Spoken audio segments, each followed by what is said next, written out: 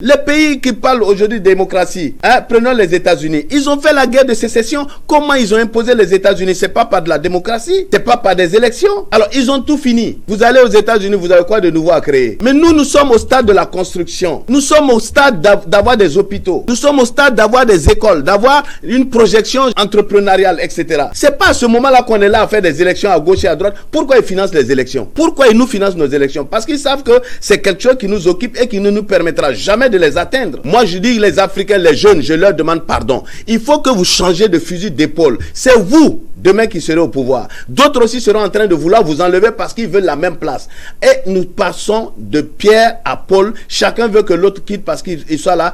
Et la démocratie, c'est ôte-toi que je m'y mette. Quand moi je suis là, c'est démocratique. Quand moi je suis pas là, non, c'est pas bon. Je dis, nous avions le bon mot, père de la nation. Un chef d'État, selon la conception africaine, c'est un père. C'est quelqu'un qui dit où on va. Quelqu'un qui sait là où il veut qu'on aille, là, c'est le bonheur de la population. Et donc, qui parle, qui conseille. Attends, autant un père de famille conseille ses enfants, c'est la même chose un chef d'État. Or, aujourd'hui, on nous a mis dans un registre où les chefs d'État sont en train d'inaugurer des routes, des ponts, etc. On les regarde à la télévision. Mais je dis non, il faut pouvoir le faire. Je regarde encore aujourd'hui l'exemple d'un homme, Houphouët-Boigny. Okay. Comment Houphouët-Boigny a fait pour gouverner pendant 40 ans?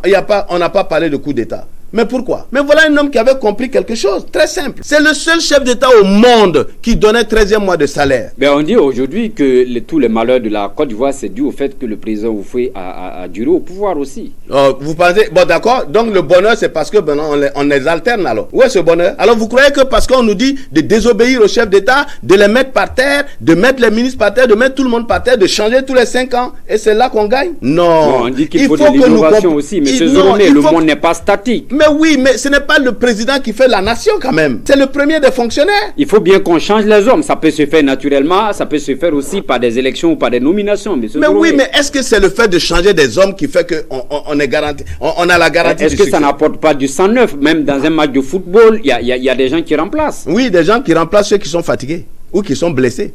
Mais est-ce qu'il est blessé? Est-ce qu'il est fatigué? Mais parce qu'on dit non, il faut qu'il parte. Même s'il est en train de faire du bon boulot. J'ai dit, l'Afrique a besoin d'autre chose. C'est de sincérité et de vérité.